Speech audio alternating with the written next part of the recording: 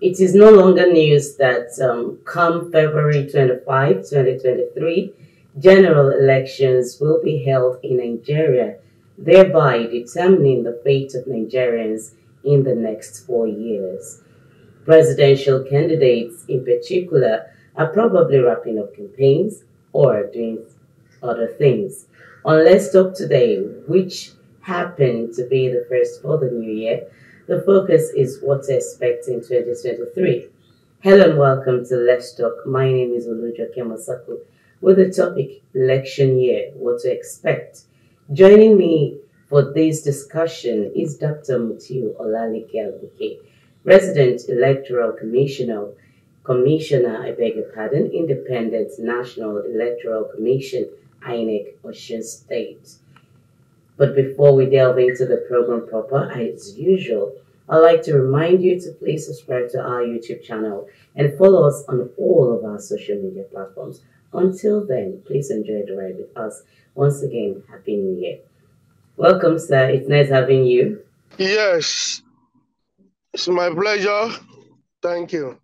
It has been said that one of the most high-stake elections Nigeria has witnessed in decades will take place on February 25, 2023. What do you say? Yes, election in Nigeria is a constitutional matter. And then when you have cause to be alive during the election year, definitely we have to ensure that no vacuum is allowed to be created in any manner. So we are going to have this election.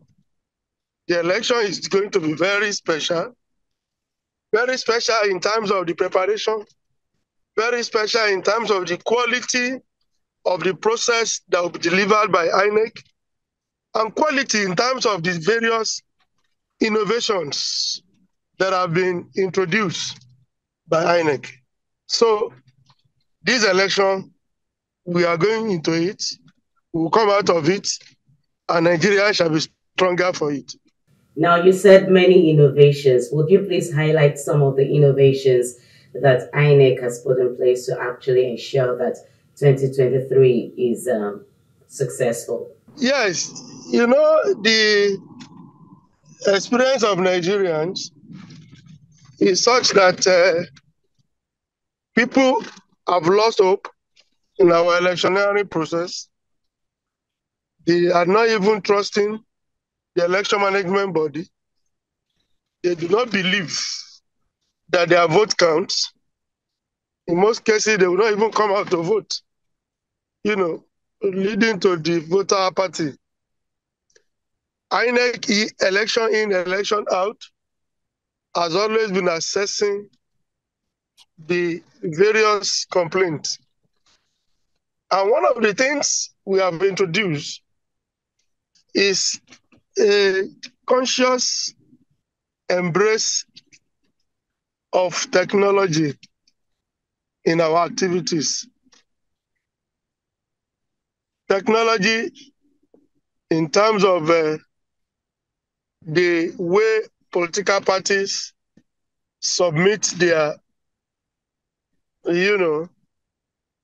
materials. When I say materials, some of those things that they are required to submit, for example, the names of the candidates, hitherto people, political parties will have to take it to the headquarters of the commission with the various kilograms of papers in the premises of the commission. Now, there is a portal for the submission of the names of candidates.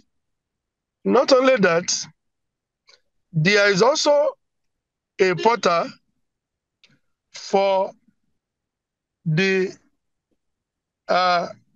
recruitment of our ad hoc staff. We use INEC Press, that's the word, the portal, for everybody to go there and apply. So there is no manual recruitment again. Also, INEC has abolished the use of incident form during election. Now what we have is that having abolished incident form, having abolished smart card reader, we now have bimodal voter accreditation system, the one we refer to as BVAS.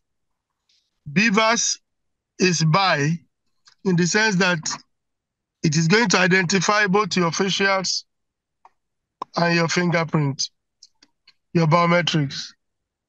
So all these have been introduced. On election day, the result of the election are now to be transmitted from the polling unit, to the various platforms. We have a platform created for viewing the results by members of the public. INEC will transfer from the polling unit to the portal. So all these are the innovations. And with all these innovations, my sister, it is now difficult to rig election of INEC again. Now, we know that elections will be closely monitored or watched by other countries on the continent. What message will the outcome send to other African states where democracy is losing its grip? No. The people, the other countries that are watching, we are asking them to look at Nigeria as an example. We are asking them to let everybody see the quality of our preparation, the manner of our organizing of our political parties.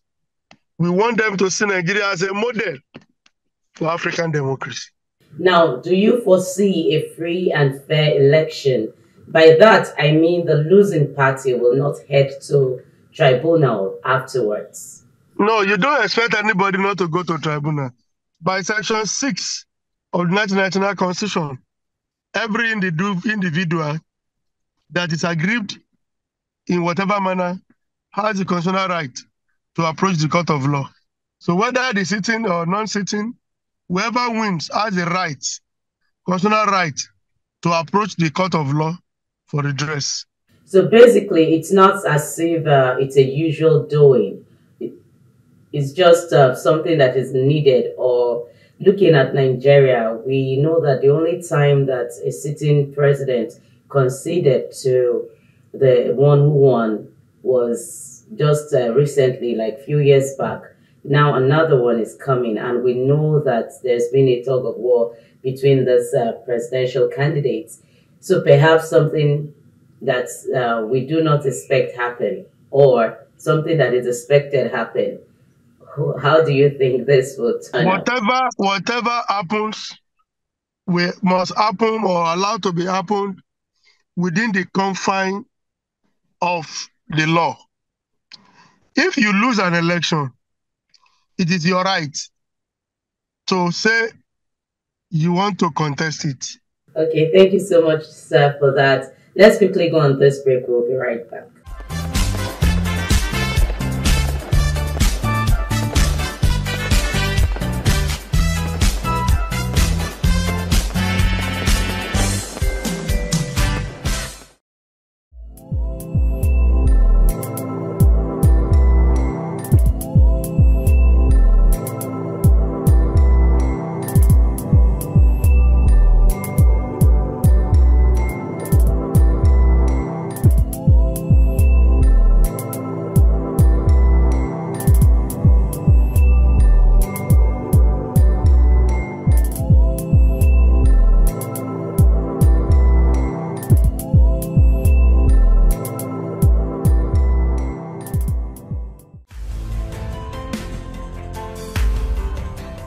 Welcome back. If you're just joining us, this is Let's Talk on DNT Work, and I've been speaking with Dr. Mutiu Agboke. He is the resident electoral commissioner, INEC Osun State, and we've been talking about the election year, what to expect.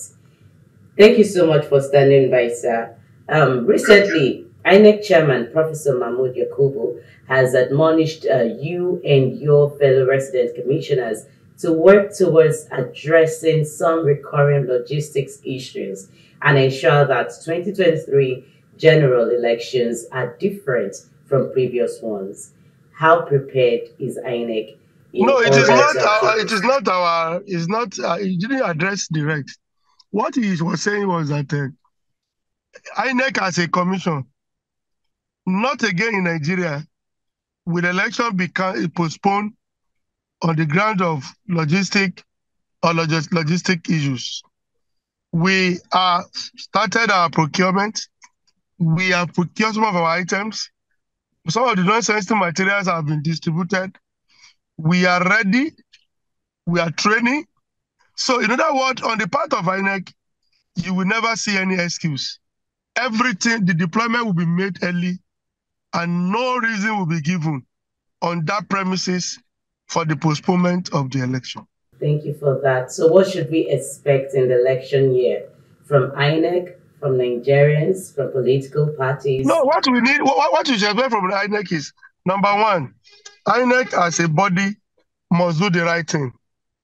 INEC must ensure that the process is organized according to law, according to the guideline. That we are ready to do, and we are committed to. Let me tell you, Masaku, if there is anybody that want to misbehave on election day, we are not just going to arrest. We are going to shame them. We are going to expose them. We will allow Nigerians to know them before they are prosecuted. So INEC, assure you, we do the right thing. The security should also do the right thing by making sure that they do not allow the hoodlums to take over the electioneering space. The various media organizations should also report rightly. CSO should monitor well. Political parties should do the right thing. If all of us, don't forget that election is a multi-layers activities. INEC is just one of the participants. So all of us must ensure that we keep our corners. Our corner must be guided and guarded. And we must ensure that our mandate, statutory mandate, are allowed to take place. If all these are allowed to take place, then we are going to be good for it. Now, do you have any tips for Nigerians or the electorates, I mean, and what to avoid in order to have a smooth The sale? electorate to avoid vote buying and vote selling. As I'm talking to you now, another dimension people that they have taken out is for the politician to be buying their PVC. No voter should allow the permanent voters card to be bought. Don't sell your vote. Vote buying is a criminal offense. Vote selling is a criminal offense. Both are punishable with 2 years imprisonment. So I'm advising and appealing to them. Don't collect money from anybody. Vote for the candidate of your choice. And of course, on another day, your candidate of your choice is the one that INEC will declare as winner. Now let's talk about election, the follow up on social media. You know, since the advent of social media, most of the election results we get to see them on internet. Would you say those results those numbers will be accurate, or people should just take their minds off it? Because over time, it has also served as a platform where people tend to get something positive. There shouldn't be, the platform should not be used to escalate fake news. If social media is not to relay unfounded and fake result of election. So let us all be careful. There's a cybercrime law. There are regulations, monitoring that are, promulgated or enacted to monitor the activities of people on social media. But we should not use it to create tension on election day, before election and after election. No social media should declare illegal results on no ground on election day. Thank you so much for that. Do you have any final word? What about My final monitoring? word is Nigerians, INEC is going to deliver this election. No beavers, no voting, no PVC, no voting. Once you cannot go through the beavers, you are not going to vote. No matter who you are, you will not vote on election day. If you don't have your PVC, you will not vote. If you carry a third-party PVC, you will not just be prosecuted. You'll be arrested, you'll be disgraced, and you'll be prosecuted. So let us avoid, the wrath of the law. Let us do the right thing. Let us face front. Let us do the right thing so that Nigeria can be better for all of us. Thank you so much for that, sir. It's wonderful having you, and I pray that as the election comes up, everything will go smoothly, and there shall be security for everyone to actually go do the right thing. By God's grace, thank you so much. It's my pleasure. I'm happy to be on this platform. It's been long overdue, so I look forward for more engagement before, during, and after election. Thank you. Thank you so much, sir. Thank you too. So to you out there, thank you for being part of the show. Make sure that you do the right thing as Nigerians to vote for your candidates, and I hope that your candidates win.